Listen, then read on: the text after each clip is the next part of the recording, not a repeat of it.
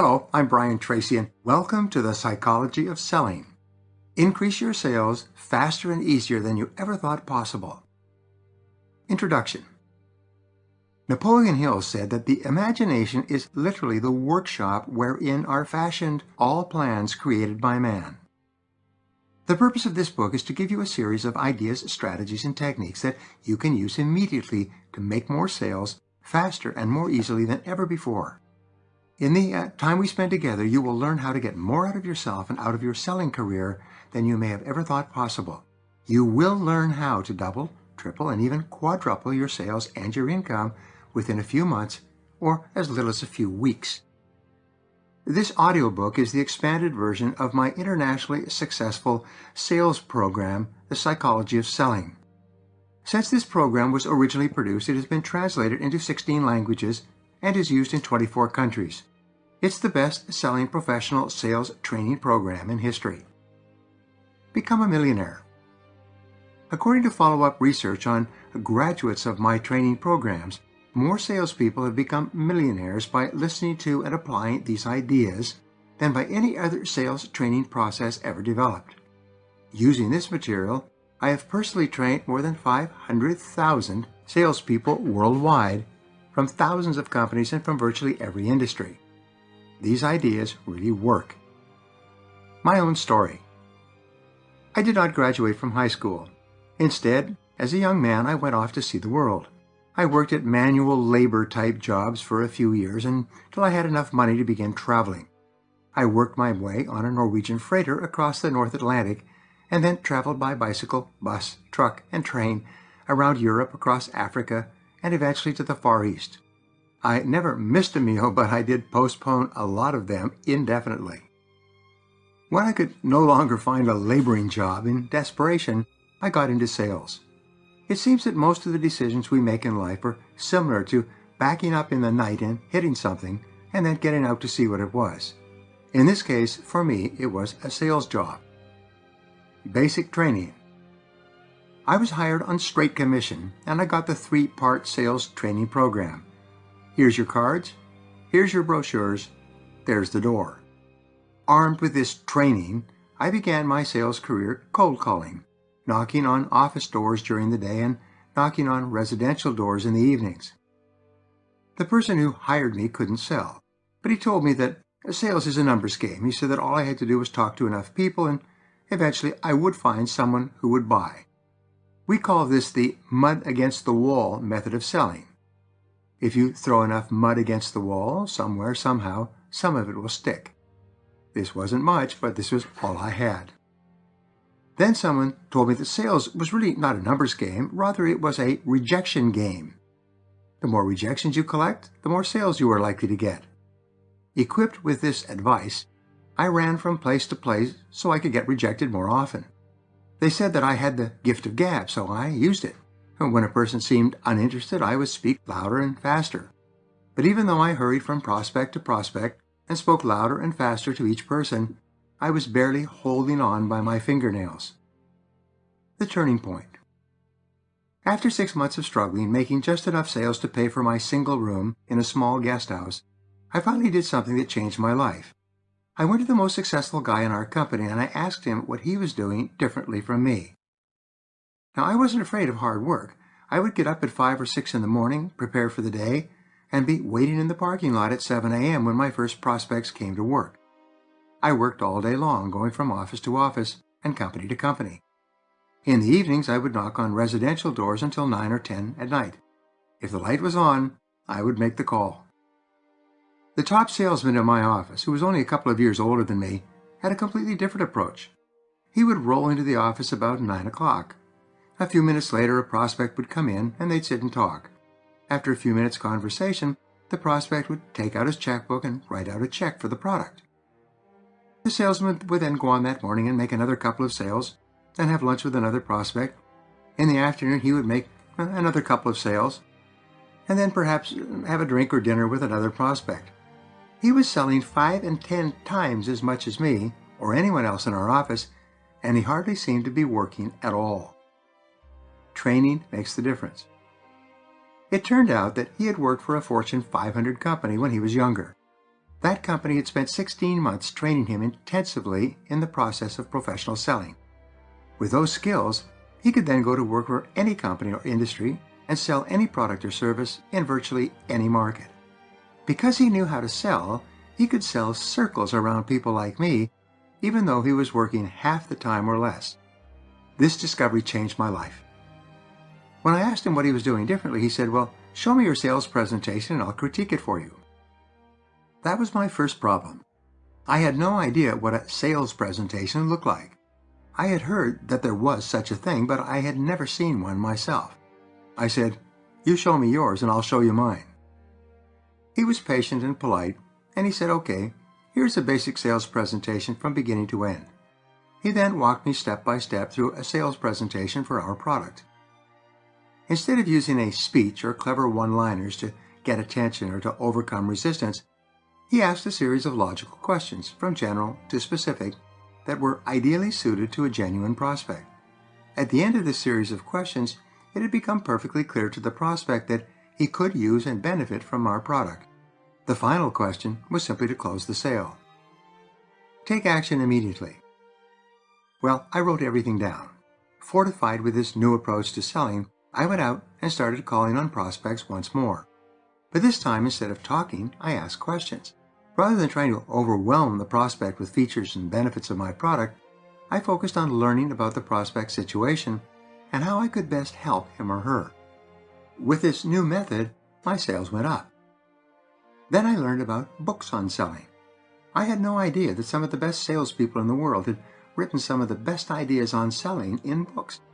I began reading everything I could find on selling, spending the first 2 hours of every day studying and taking notes. Next, I learned about audio learning. It changed my life. I began to listen hour after hour to audio programs as I walked from office to office. I listened to them in the morning. I listened to them in the evening. I rehearsed and practiced the best sentences and phrases from the best salespeople until I could recite them in my sleep. And my sales went up and up. Then I discovered sales seminars. I thought I'd died and gone to heaven. I had no idea how much you could learn from a sales seminar. I began to take every seminar and course I could find, even if I had to travel long distances, which I did, and which I could eventually afford to do.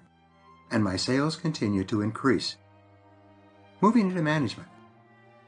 My sales were so high that my company made me a sales manager. They said, "Whatever you're smoking, find some people who want to get into sales and share it with them."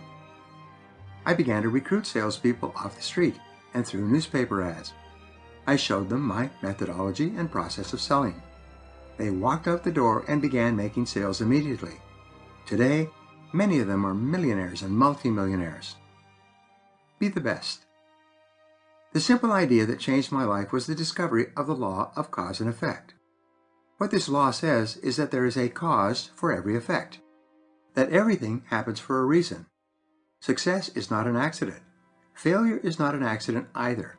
In fact, success is predictable. It leaves tracks. Here's a great rule. If you do what other successful people do over and over again, nothing in the world can stop you from eventually getting the same results that they do. And if you don't, nothing can help you. Remember that everyone in the top 10% in sales today started in the bottom 10%. All who are doing well today were once doing poorly. Everyone at the front of the line of life started at the back of the line. And in every case, what these top people did was to learn from the experts. They discovered what other top people were doing to be successful, and they did the same things themselves again and again until they got the same results. And so can you. Use what you learn. Sometimes I ask my sales audiences, what is the most popular piece of home exercise equipment in America? After a little hesitation, I tell them it's the treadmill. Americans spend more than $1 billion on treadmills every single year. Then I ask a second question. If you buy a treadmill and take it home, what will determine how much benefit you get from that treadmill? They answer, the benefit you get will depend on how often you use it and how long you use it each time. Here's my point. There's no question about whether or not the treadmill will give you the results you seek. That's already been established. Everyone knows that if you use a treadmill regularly and for an extended period of time, you will definitely get health benefits. The strategies and techniques you will learn in this book are very much like a treadmill. There's no question about whether or not they work. They are used by all the highest paid salespeople in every industry worldwide. They are tested and proven. The more you use these methods, the better you will get at them, and the better and faster results you will achieve. By practicing what you learn in this program, you will move into the top 10% of sales professionals in your field and become one of the highest paid people in the world. Is this a good goal for us to achieve together? If you feel it is, let's get started. Remember what Napoleon Hill said, "Whatever the mind of man can conceive and believe, it can achieve." Chapter 1. The Inner Game of Selling. Robert Collier wrote, "Visualize this thing that you want. See it, feel it, believe in it. Make your mental blueprint and begin to build." Nothing happens until a sale takes place. Salespeople are some of the most important people in our society. Without sales, our entire society would come to a grinding halt. The only real creators of wealth in our society are businesses. Businesses produce all products and services. Businesses create all profits and wealth. Businesses pay all salaries and benefits.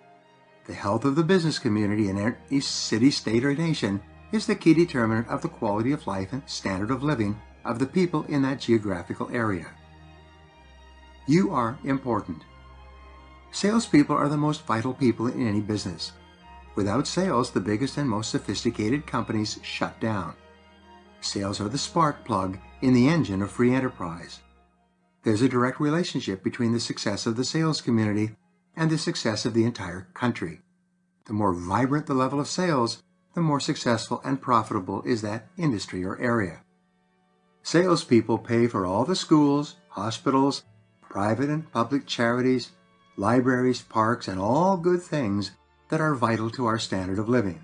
Salespeople, through their sales and the profits and taxes created by successful companies, pay for government at all levels, for all welfare, unemployment insurance, Social Security, Medicare, and other benefits. Salespeople are essential to our way of life. Salespeople are the movers and shakers. President Calvin Coolidge once said, "The business of America is business." If you strip down the major newspapers like the Wall Street Journal and Investor's Business Daily, and the major business magazines such as Forbes, Fortune, Businessweek, Inc., Business 2.0, Wired, and Fast Company, almost everything they write about has something to do with sales. All of our financial markets, including the prices of stocks, bonds, and commodities, as well as current interest rates, have to do with sales. As a professional salesperson, you are a mover and shaker in our society. The only question is, how well do you sell? For many years, sales was considered to be a second-rate occupation. Many people were embarrassed to tell others that they were in sales. There was a general bias against salespeople. Recently, the president of a Fortune 500 company told a journalist, "Around here, we consider sales to be the sleazy side of our business." The best companies. This attitude is changing quickly. Today, the very best companies have the very best salespeople. The second best companies have the second best salespeople. The third best companies are on their way out of business. The most successful organizations in the world are all superb selling organizations. Hundreds of universities now offer courses in professional selling, a great change from a few years ago. Many young people are coming out of college and immediately seeking positions in sales with large companies. More CEOs of Fortune 500 companies have come up through the ranks from sales than from any other part of the company. The most powerful businesswoman in America at one time was Carly Fiorina, president and CEO of Hewlett-Packard. After obtaining a degree in medieval history from Stanford, she went to work at AT&T in sales and worked her way up. Pat Mulcahy, who was once the president of Xerox, also worked her way up from sales. Many of the top companies in the world are headed by former salespeople. High income and job security. You can be proud to be a sales professional. Your ability to sell can give you a high income and lifelong job security. No matter how many changes take place in the economy, there will always be a need for top salespeople. Regardless of how many companies and industries become obsolete or just go out of business, good salespeople will always be in high demand. By becoming excellent in sales, you can accomplish any financial goal you set for yourself. 74% of self-made millionaires in America are entrepreneurs, people who started and built their own businesses. They get an idea for a product or service that no one else is offering, or which they feel they can offer better than the competition, and they start their own business. And among entrepreneurs, the single most important skill for success is the ability to sell. Every other skill can be hired away from somewhere else. But the ability to sell is the key factor determining a company's success or failure. 5% of self-made millionaires in America are salespeople who have worked for other companies all their lives. Salespeople today are some of the highest paid people in America, often earning more than doctors, lawyers, architects, and persons with extensive academic degrees. Sales is a gainful profession. In sales, there's no ceiling on your income. If you're properly trained, are skilled, and are selling the right product in the right market, there's no limit to the amount of money you can make. Selling is the only field in our society where you can start with little skill or training, come from any background, and be making a great living in a matter of 3 to 12 months. The 80-20 rule in selling. When I started selling, someone told me about the Pareto principle, also known as the 80-20 rule.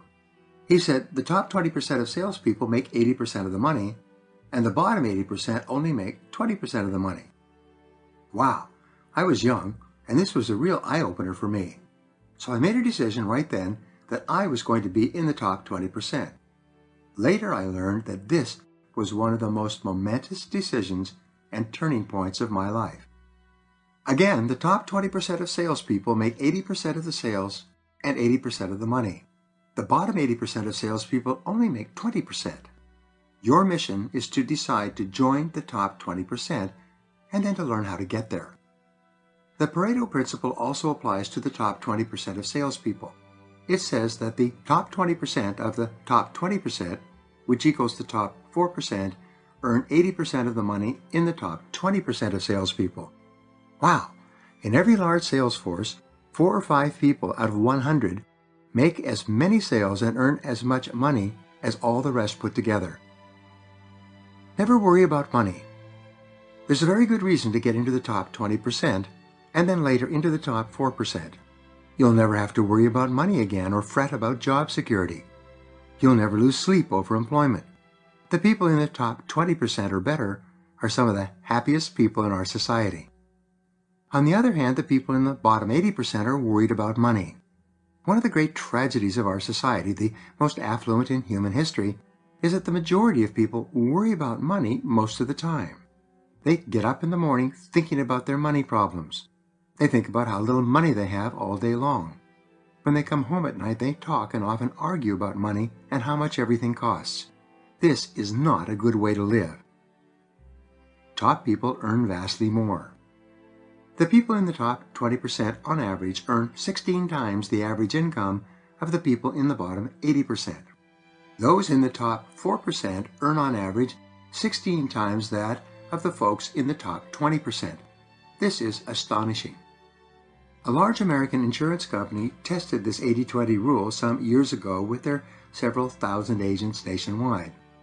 They discovered that they had individual agents throughout the country who alone were selling and earning more than 20 to 30 other full-time trained professional agents, even though they were all selling the same products to the same people at the same prices out of the same offices and under the same competitive conditions.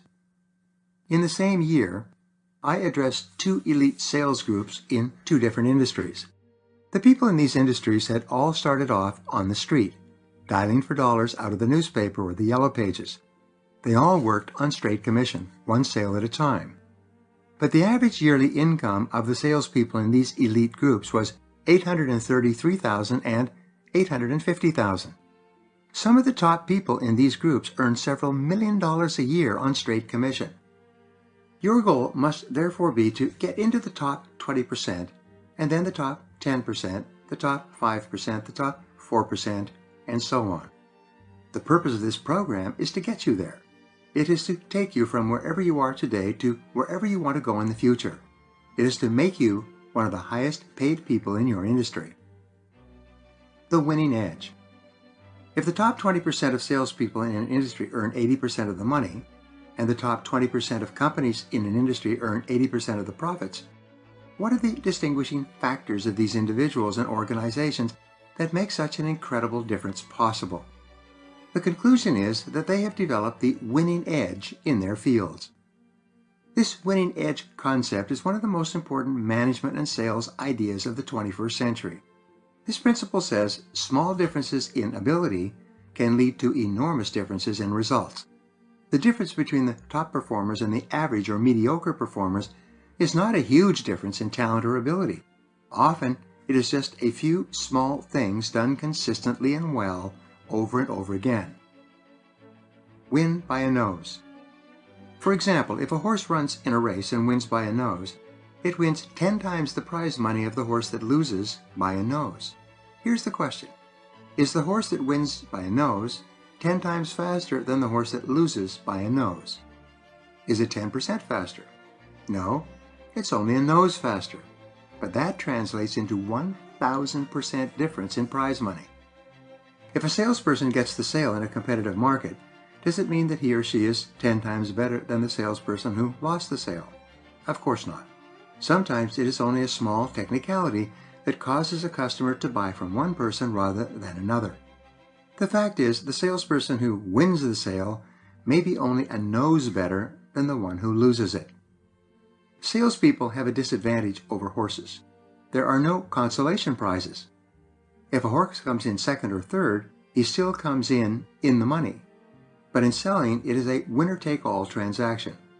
The salesperson who loses the sale gets nothing, no matter how many hours he or she has invested in developing the sale. Become a little bit better. In selling, you only have to be a little bit better and different in each of the key result areas of selling for it to accumulate into an extraordinary difference in income.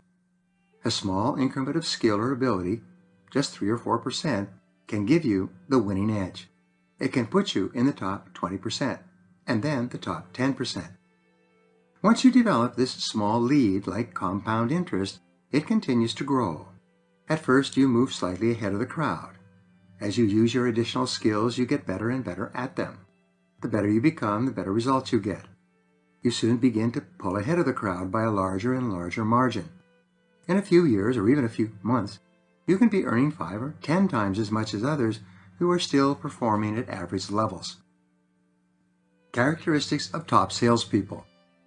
There are certain characteristics that separate successful salespeople from average salespeople. These qualities have been identified over the years through interviews, surveys, and exhaustive research. We also know 2 things. First, no one is born with these qualities. Second, all of these qualities are learnable through practice. You can develop the characteristics that will virtually guarantee an extraordinary quality of life for yourself. It was once believed that people were successful because they came from the right families, had the right educations, developed the right contacts, and got good grades in school and other measurable factors. But then the researchers discovered that there were people who started with none of these advantages, yet ended up at the top of their professions. Starting from nothing. One of the best proofs of this is the number of new immigrants who arrive in this country with little money, no contacts, no school or university background, limited English skills, and every other conceivable disadvantage. But somehow, in a few years, they have overcome every single difficulty and have become leaders in their field. In my seminars, I continually meet men and women from all over the world who came to this country with nothing and who are now top salespeople, highly paid, and even self-made millionaires. In every case, the reasons have more to do with what is going on inside of them than what is going on outside. Success is mental. It is what goes on inside the mind of the salesperson that makes all the difference. Some years ago, Harvard University did a study of 16,000 salespeople and found that the basic qualities that determine success or failure in selling were all mental. If a person had certain qualities, he or she would succeed, holding constant for everything else. If you develop these psychological qualities, They then form the foundation for your own personal sales success. If you want to know how tall a building is going to be, you look at how deep they dig the foundation for that building. The deeper the foundation, the taller the building. In the same way, the deeper your foundation of knowledge and skill, the greater the life that you will be able to build. Once you have built your foundation and have become absolutely excellent at selling, you can go anywhere and write your own ticket. And you can always build your foundation deeper. Use more of your potential. The average salesperson uses only a small percentage of his potential for effectiveness in selling. It's estimated that the average person in general never uses more than about 10% of his potential. What this means is that each person has at least 90% or more potential left untapped. It is when you learn how to unlock this additional 90% of your own potential that you move yourself into the income categories of the highest earners. Follow the leaders. If your goal is to be in the top 10% of salespeople in your field, the first thing you do is you find out who is already in the top 10%. Instead of following the followers, the average performers in your business, follow the leaders. Compare yourself to the top people. Remember, no one is better than you and no one is smarter than you. If someone is doing better than you, it just means that he or she has discovered the cause and effect relationships in selling success before you have. British philosopher Bertrand Russell once said, "The very proof that something can be done is that someone else has already done it." This means that if someone else is earning 5 and 10 times as much as you, this is evidence that you can earn the same amount of money if you simply learn how. Remember, everyone starts at the bottom and works his way up. If someone else is doing better than you, find out how he got from the bottom to where he is today. Sometimes the very best way to find this out is to go and ask him. He will probably tell you. Top people are usually willing to help other people who want to succeed. Your master program. The most noteworthy breakthrough in psychology and human performance in the 20th century was the discovery of the self-concept. Your self-concept is the bundle of beliefs that you have about yourself. It's the way you see yourself and think about yourself in every area of your life. Your self-concept is the master program of your subconscious computer. It's like an operating system that determines everything you say, think, feel, and do. Now, there's a direct relationship between your self-concept, on the one hand, and your performance and effectiveness on the other. You always perform on the outside in the manner consistent with your self-concept. All change, improvement in your life begins when you alter and improve your self-concept, your inner programming. Now, not only do you have an overall self-concept that determines how you think and feel generally about yourself, your life, and other people, but you also have a series of mini self-concepts. These are little self-concepts that determine your effectiveness and performance in each area of your life, from riding a bicycle to making a speech. Your self-concept in selling. For example, in selling, you have a self-concept with regard to yourself and prospecting. If you have a high, positive self-concept, then prospecting is no problem for you. You get up in the morning eager to call on new people. You are competent and confident in the area of prospecting, so your sales pipeline is always full. If you have a poor self-concept with regard to prospecting, you will approach prospecting with fear and anxiety. You will avoid it whenever possible. The very idea of prospecting will make you tense and uneasy. You will do as little of it as possible and continually look for ways to avoid the activity. This is true in every other area of selling as well.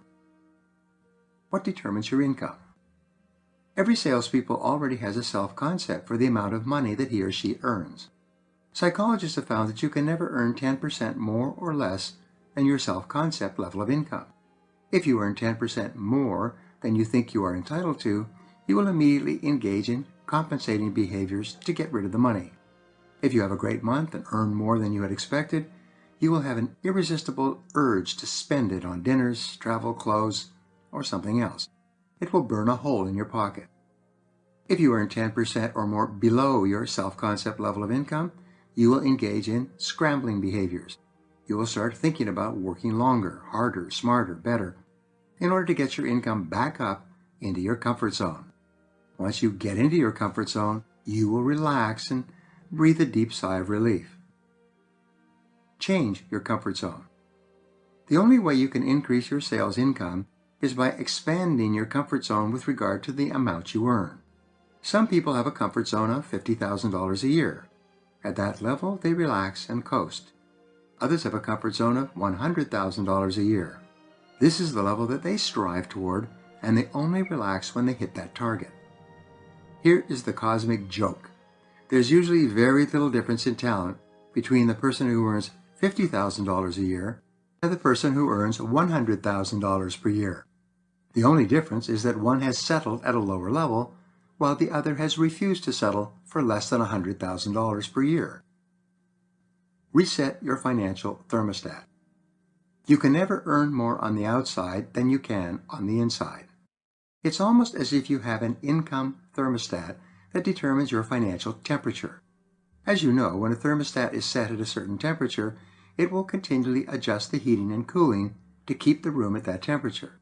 In the same way, if you see yourself as a $50,000 a year person, you will continually engage in behaviors that keep your income at $50,000. In my seminars and in my work for corporations, I constantly run into this strange phenomenon. A salesperson will set a goal to earn $50,000 or $60,000 in the course of the year.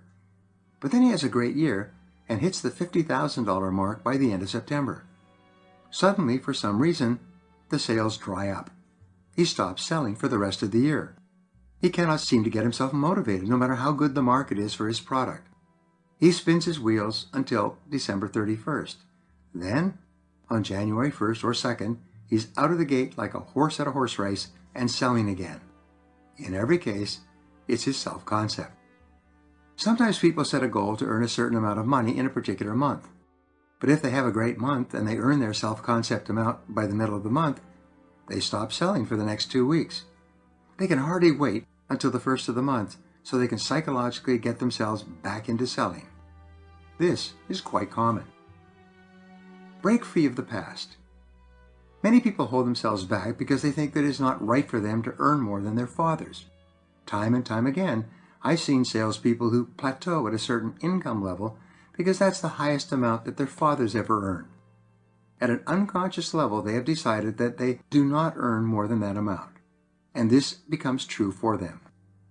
In an extreme case, I saw a young man move from the farm into the city and got a job selling satellite dishes to farmers.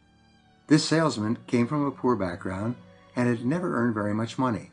But the harvest was good that year, and the farmers were buying $5,000 satellite dishes with both hands. He began making money faster than he had ever dreamed in his life.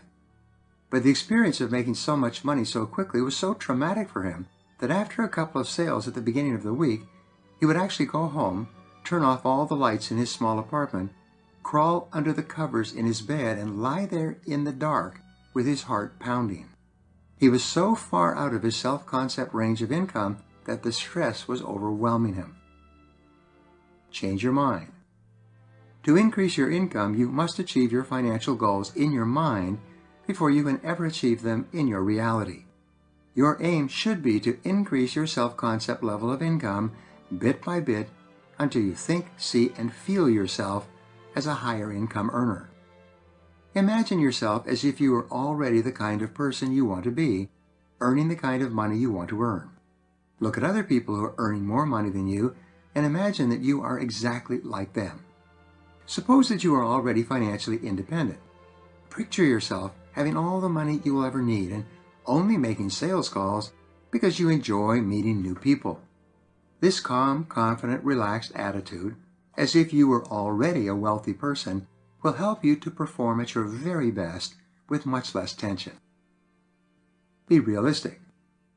It's important to be realistic in developing your new self-concept, especially at the beginning.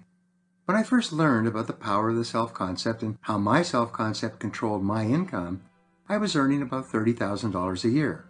I immediately set a goal to earn $300,000 a year. But instead of this big goal motivating me, it actually served as a demotivator. As opposed to my mind going to work to find a way to earn that kind of money, my mind shut down, like turning off a light switch. What I learned later was that a goal that is vastly beyond anything you have ever accomplished before it is ignored by your self-concept. Instead of motivating you, it actually discourages you. After 6 months of working toward this new unrealistic goal, I finally realized my mistake and reset my goal for $50,000 per year. Almost immediately, I began making progress and had soon achieved my new goal. Your income level locks in. Here's an interesting point. A salesperson may start off at the bottom and work his way up over a period of several years, eventually earning more than $100,000 a year. But then the economy goes south, the industry retracts or shuts down, and he has to start over with a different company selling a different product. How much do you think he earns in the following year? Answer: more than $100,000. Why is this? Because he already has a self-concept as a $100,000 a year salesperson. No matter what happens on the outside, he will always find a way to earn $100,000 or more. You've read stories of senior executives with large corporations who are earning more than $1 million a year. For some reason, they lose their jobs. Then, a couple of months later, you read or hear about them and learn that they are working for another company and still earning more than $1 million a year. The fact is, once a person is $1 million a year person, no one would think of offering him or her less. It's all a matter of self-concept. The key result areas of selling. In selling, there are 7 key result areas, or KRAs. These KRAs are like the digits in a telephone number. You must dial each of them in sequence if you want to get through and make a sale. Your performance and effectiveness in each of these key result areas determine your overall success and the height of your income. These 7 key result areas are prospecting, building rapport, identifying needs, presenting, answering objections, closing the sale, and getting resales and referrals. Your self-concept in each of these 7 areas determines your performance in these areas as well as your overall income level. Fortunately, everyone who is good at any one of these areas was once poor at it. Every professional in the top 10% started in the bottom 10%. The good news is that if you can drive a car or operate a cell phone, you can become excellent in each of these 7 critical skills. It's simply a matter of learning and practice. If you have a poor self-concept with regard to any particular sales activity, you will avoid that activity whenever possible. But the only reason that you fear taking action in a particular skill area is because you are not good at it yet. You've not mastered the skill. If you're not good at something, you'll make mistakes. You'll feel awkward, angry, and frustrated. It would be normal and natural for you to avoid that activity. Master the skill. The solution for your fears or reluctance in any skill area in selling is for you to master that skill. Fortunately, there are more books, audio programs, courses, and bits of advice available to you now to help you master each skill than you could consume in a lifetime. There's absolutely no reason for you to be held back from joining the top 10% simply because you are weak in a particular skill area. You can learn how to prospect effectively. You can be taught how to build high levels of rapport and trust with prospects. You can become skilled at how to ask questions and listen carefully to the answers. You can develop calmness and confidence in your interactions with others. You can learn anything you need to learn through practice and repetition. It's the same with each skill area. You can become an expert at accurately identifying the needs of the person you are talking to and qualifying the prospect by asking more and better questions. You can become excellent in your sales presentation, growing so effective that people are tearing the product out of your hands even before you finish talking. You can learn how to answer the prospect's objections and concerns, responding so satisfactorily that the objections disappear and never come up again. You can learn the various methods included in this book for asking for the order and closing the sale at the appropriate time. Finally, you can learn how to create a golden chain of referrals from prospects and customers and how to sell more and more to people who have bought from you already. These are all learnable skills. Get better at what you do.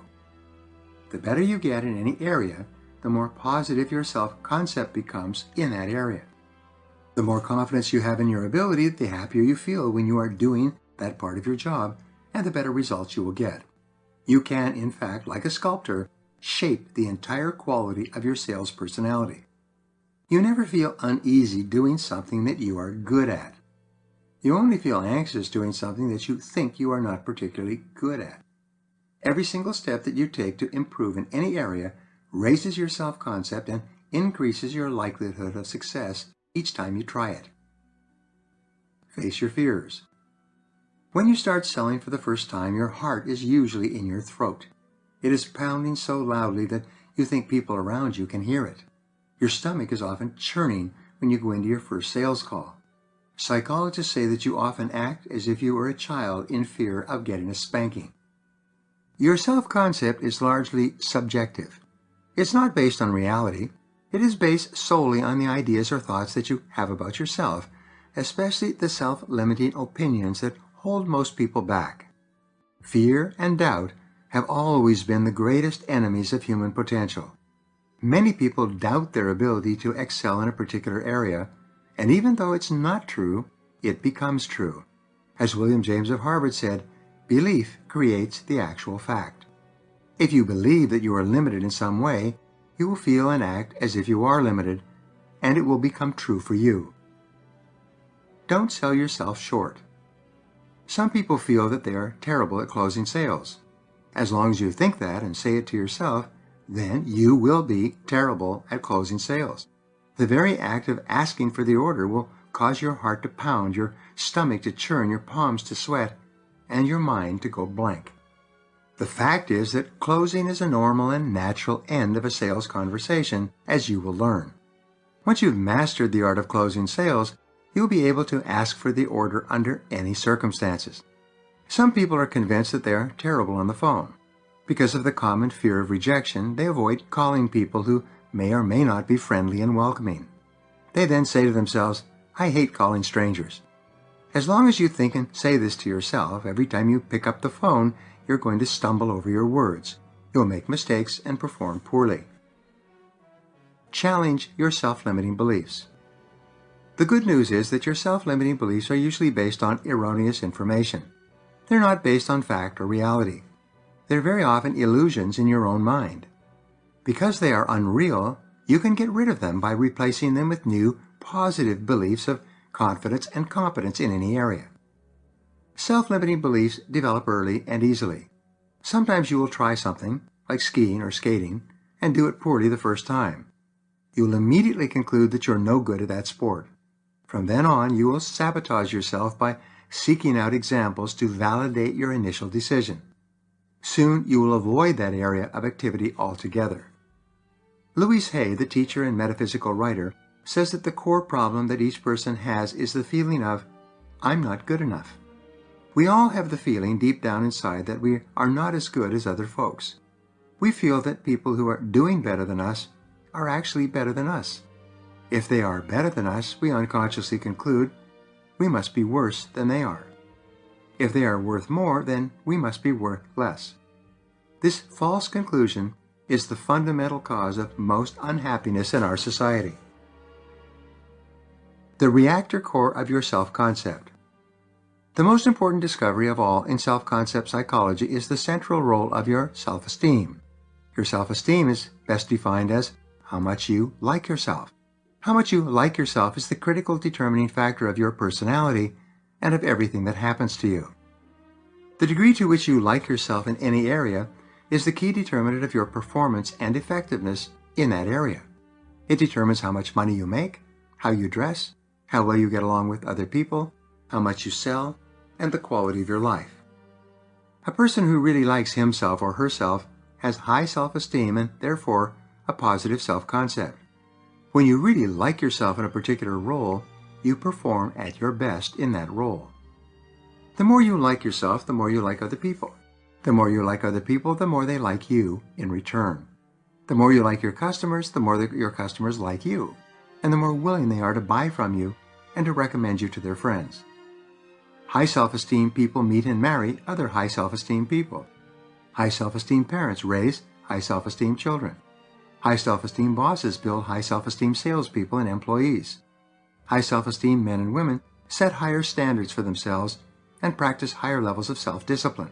They have better friendships and get along better with the people they meet. They are generally happier and more fulfilled than people who don't like themselves very much. self-esteem, and sales performance. The more you like yourself in prospecting, building rapport, identifying needs, presenting your product or service, answering objections, closing the sale, and getting resales and referrals, the better you will be in each of these areas. A person who doesn't like himself or who feels badly about himself in a particular area performs poorly in that area. Low self-esteem salespeople who don't like themselves don't like other people very much either. As a result, they have a hard time building high-quality relationships with customers. For some reason, customers don't particularly like or trust them and prefer to buy from someone else. How much you like yourself is the key determinant of your success in sales and of your income. As a matter of fact, it determines how successful you are in every part of your life. The Great Discovery. Because of the power of your mind in determining your life and destiny, one of the greatest discoveries in history is that you become what you think about most of the time. Happy people think happy thoughts. Successful people think successful thoughts. Loving people think loving thoughts. Wealthy people think wealthy thoughts. They become what they think about most of the time. In addition, you become what you say to yourself most of the time. Successful people control their inner dialogues. They talk to themselves positively and confidently as they go through their days. Perhaps the most powerful words you can say to yourself to build your self-esteem are, "I like myself." Each time you say, "I like myself," your self-esteem goes up. When you repeat the words, "I like myself," over and over throughout the day, you actually cause a chemical change in your brain. You release endorphins that give you a general feeling of confidence and well-being. The more you say, "I like myself," the more confident you feel, and the more confidently you perform. Be your own cheerleader. When I learned this affirmation many years ago, I used to repeat it to myself 10, 20, and even 50 times per day. I would say it in the morning and in the evening. I would say it as I drove along and before every sales presentation. I would keep repeating it until I drove the message deep into my subconscious mind, where it locked in and took on a power of its own. You can do the same thing. Every time you say, "I like myself," your overall self-concept improves. Your ability to perform and your level of effectiveness increase immediately. You do everything, including selling, better when you have a high level of self-generated self-esteem. The best time to make a sale. Here's a question for you. When is the best time to make a sale? Answer: right after making a sale. Why? Right after you make a sale, your self-esteem soars. You feel terrific about yourself as a salesperson. You like yourself more. You feel like a winner. When you walk in to speak to the next prospect, feeling terrific about yourself, you will perform at your very best. There will be something about you that has a powerful effect on the customer. Your positive attitude and confident bearing will trigger a desire at a subconscious level to buy from you. Sometimes a salesperson will make a sale first thing in the morning, and then another, and then another, and then another, and another, and sell more in a single day than he or she might have sold in a week or two. This spike in sales performance has nothing to do with the product, the market, or the customer. It happens because the seller's self-concept has gone up like the mercury in a thermometer on a hot day. As a result, he or she is performing at an exceptional level of effectiveness. Perform at your best. Immediately after you have made a sale, you like yourself more as a salesperson. You feel more confident, competent, and effective in selling. If you've been working on a difficult prospect and you have just closed a sale, get in your car and drive straight over to that tough customer and attempt to make the sale. You will be amazed at how many times this turns out to be an effective strategy. You will be more persuasive right after having made a sale than at any other time. It will not be the customer who has changed. It won't be the product or service, or the price, or the market, or the competition. The only thing that has changed is you. Nothing will stop you. One of the things we know in sales is that success breeds success. The more you sell, the better you become at selling. Your self-concept as a salesperson gets better and better. You finally reach the point in your own thinking where you know that nothing can stop you. If you continue to sell long enough, you'll begin to have repeated success experiences. As you sell more and more, your self-concept improves to the point at which you become convinced that you are an excellent salesperson and that you can make a great living in sales wherever you go. When you're feeling terrific about yourself, when you really like yourself, you know that you can do well in anything that you put your mind to. When you are selling well, your family and interpersonal relationships seem to be much better. You need less sleep. You have more energy. You have more enthusiasm. You feel more positive about yourself. The power of positive affirmations. The key to reaching this state of mind is to prepare yourself psychologically before every sales call. Stop and take a couple of seconds and then say to yourself, I like myself. I like myself. I like myself. Talking to yourself positively is like pumping yourself up. It's like pumping up a tire. You pump up your self-esteem. First thing in the morning when you get out of bed, start talking to yourself by saying, I like myself and I love my work. I like myself and I love my work. Whatever you say to yourself with feeling is accepted by your subconscious mind as an instruction, a command. Your subconscious mind will then give you the words, actions, and feelings consistent with the message that you have sent to it. Before going in to see a prospect, you say to yourself, I am a great salesperson, and this is going to be a great call. Repeat that several times. Get yourself psychologically prepared for a good experience. When you then walk in to see the prospect, your subconscious will give you the words, the feelings, and the body language consistent with a person who is excellent at what he does. Talking to yourself positively makes you more confident. It causes you to relax and perform better. Your level of self-confidence and calmness has a strong impact on the person you're talking to. Positive self-talk leads to positive sales results. Obstacles to sales success. There are two major obstacles to making and closing any sale. They are both mental. They are the fear of failure and the fear of rejection. The fear of failure is the biggest single reason for failure in adult life.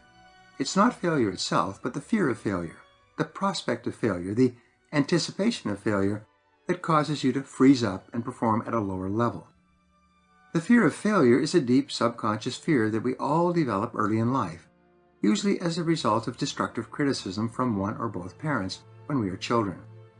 If your parents criticize you continually when you are growing up, you will experience this deeply entrenched unconscious fear of failure as an adult, at least until you learn to get rid of it. Why customers don't buy.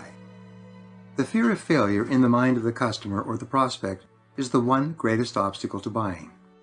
Every customer has made countless buying mistakes. He has purchased services and he later found out were overpriced. He has bought products that broke down and that he could not get repaired. He has been sold things that he did not want, could not use, and could not afford. He has been burned so many times in sales experiences that he is like a long-tailed cat in a room full of rocking chairs. This fear of failure and disappointment is the number one reason why customers do not buy. So one of the most important things you can do in the process of building trust and credibility is to reduce the customer's fear to the point where he has no hesitation about going ahead with your offer. The fear of rejection. The second major obstacle to selling and closing is the fear of rejection. This is the fear that the potential buyer might say no. The fear of rejection is triggered by the possibility of rudeness, disapproval, or criticism toward the salesperson by the prospect. The rule is that 80% of sales calls will end in a no, for 1,000 different reasons.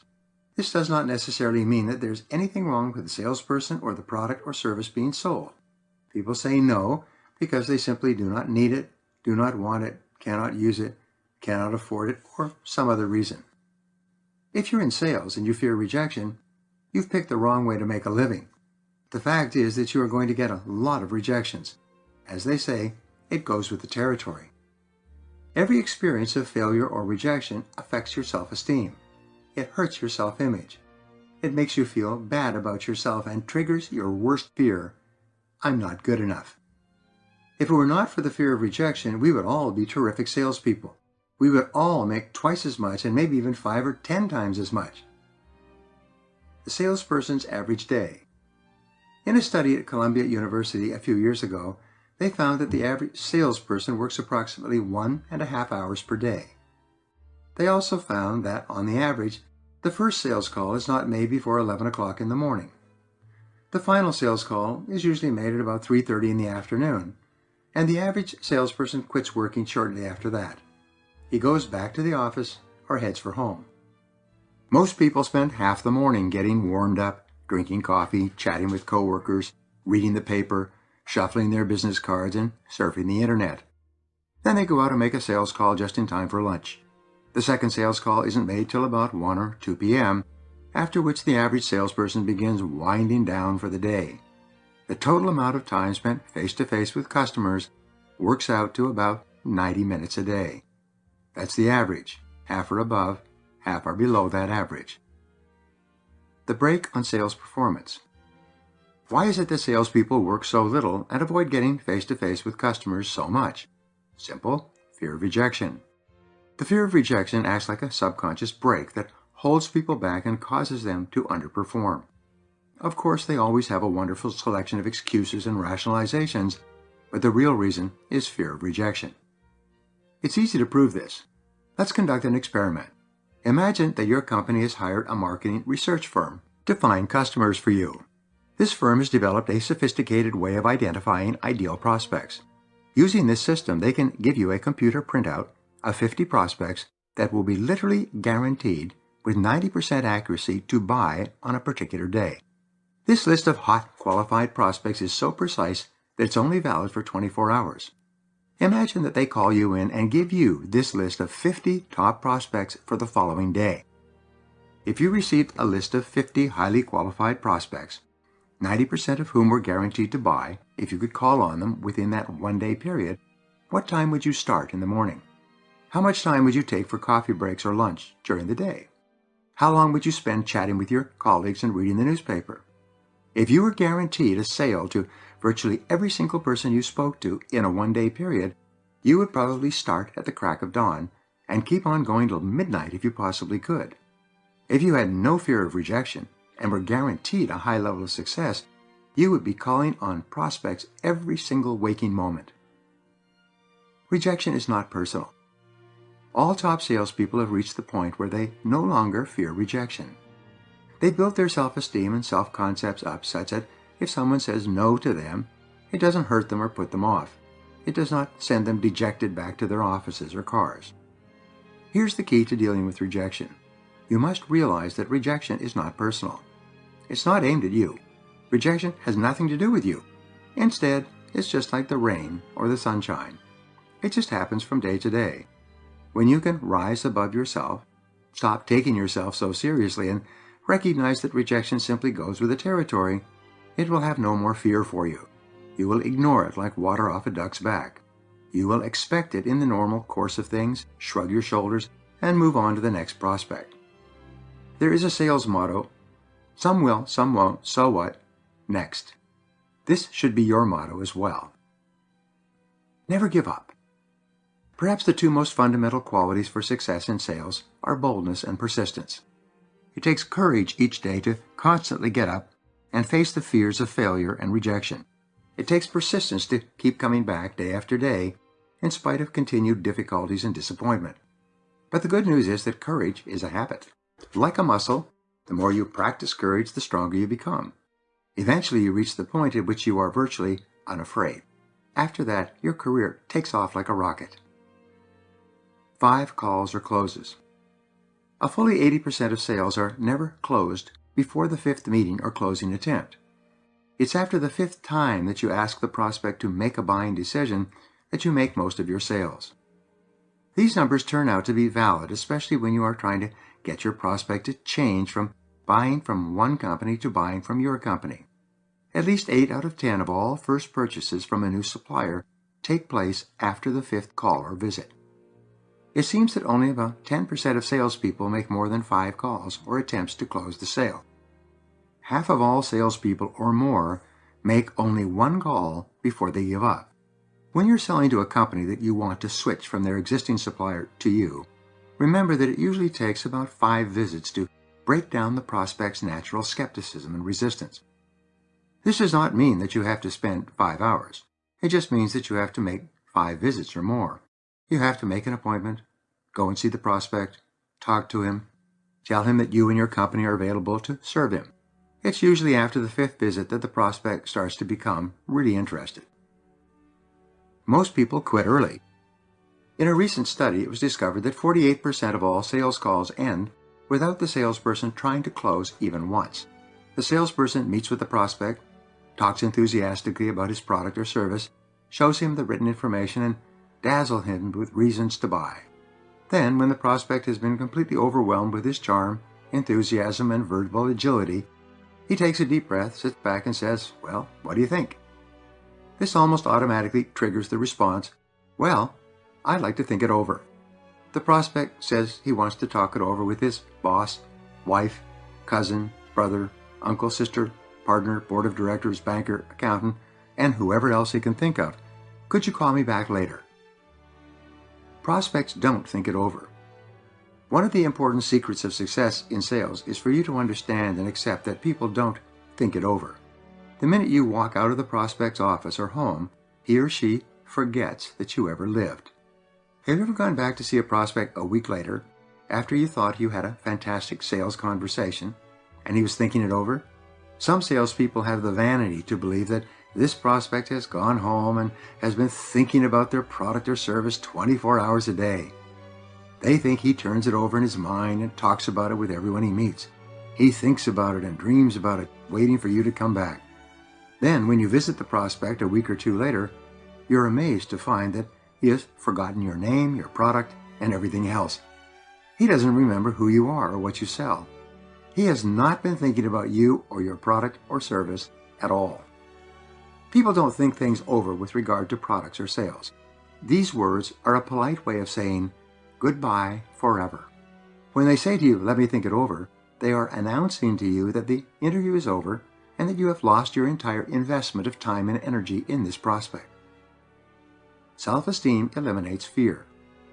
The reason I mention this direct relationship between courage and persistence on the one hand, and making multiple calls and sales success on the other is this. There's a direct and inverse relationship between the fears of rejection and failure and high self-esteem. The more you like yourself, the less you feel rejection and the less you fear failure. Imagine two escalators that go in different directions. One is the up escalator to high self-esteem, and the other is the down escalator to the fears of failure and rejection that hold you back. The more you like yourself and the higher your self-esteem, the faster you go up the escalator to courage and confidence. The more you think about failure and rejection, the more you ride the down escalator toward fears of failure and rejection. You are a good person. When a person says no to you, he is not saying no to you as a person. He is simply saying no to your offering or your presentation or your prices. The rejection is not personal. Once you know and understand that saying no is not personal, you stop worrying about it when people react to you or to your product negatively. Here's the danger. If you take a no personally, you can start to think that there's something wrong with you as an individual, or you begin to believe that your product or your company is faulty. When you begin thinking like this, you can soon become discouraged. You will lose your enthusiasm for selling. As a result, you will start cutting back on prospecting. Soon, you'll only be working an hour and a half a day. Fear leads to excuses for not selling. As your fears increase, you will begin to rationalize and justify your non-selling behavior. You'll make excuses and create all kinds of make-work at the office. You'll convince yourself that you have to read the newspaper so that you will be fully informed when you call on prospects. You have to shuffle your business cards and check the office to see if there have been any phone calls. You have all those people out there who are thinking it over. Maybe one of them has called and ordered something. You go into the office and plan your first hour or two around a couple of cups of coffee. After all,